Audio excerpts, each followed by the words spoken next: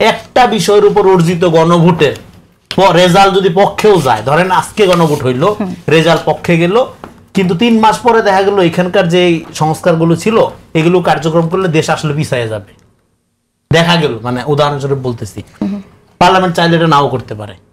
কারণ একটা বিষয়ের গণভোট কখনোই টোটাল বিষয়ের জন্য যে পার্লামেন্টকে জনগণ নির্বাচিত করে তার চেয়ে বেশি ক্ষমতা, অথরিটি বা সার্বভৌমত্ব ধারণ করে না। এখানে সমস্ত রাজনৈতিক দলগুলোর চেয়ে আমার পজিশন একটু ভিন্ন, এটা আমি বারবার শুরু থেকে বলার চেষ্টা করছি, সেটা আবারও পুনর্ব্যক্ত করি।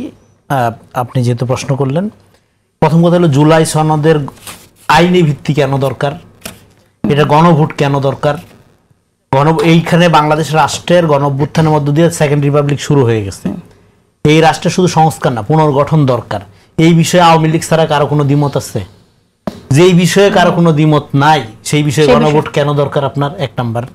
2 নাম্বার, এই সরকার যদি বৈধ হয়, গণঅভ্যুত্থান একটা ম্যান্ডেট, তারপরও আবার 106 এর আপনি রেফারেন্ডাম নিছেন কোর্ট থেকে, সংবিধান এবং এক্সট্রা সংবিধান, মানে আপনি কনস্টিটিউশনাল এন্ড এক্সট্রা কনস্টিটিউশনাল 2 অর্থ মিলে এই সরকার হিউজ ম্যান্ডেটের ভিত্তিতে গঠিত। সমস্ত রাজনৈতিক দল শুধু না, গৃহবধূ থেকে শুরু করে স্কুলের বাচ্চা পর্যন্ত ম্যান্ডেট দিছে সরকারকে, গণঅভ্যুত্থানের কথা বলছি।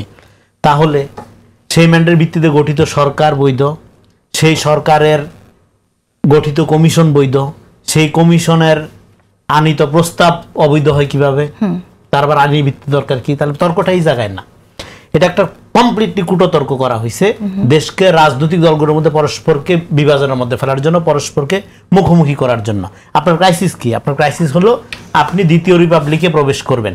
আপনি যদি সংবিধান সংস্কারই করেন তাহলে সংবিধান সংস্কার পরিষদ বা গণপরিষদ রাখেন। গণপরিষদ রাখলেই তো জুলাইয়ের আইনি ভিত্তি, তারপরে হলো এটা সাংবিধানিক স্বীকৃতি, তারপরে হলো এই নোট অফ ডিসেন্ট মানা না মানে, এই প্রশ্নগুলোই তো থাকে না। কারণ আপনি তো নতুন রিপাবলিকে প্রবেশ করতেছেন, এবং সেটা কিভাবে করবেন, সেই প্রক্রিয়াটা আপনি গণতান্ত্রিকভাবে করছেন না অগণতান্ত্রিকভাবে করছেন, সেটা আমি আপনার পজিশন দেখে বুঝতে পারবো যে আপনি কি মিন করেন।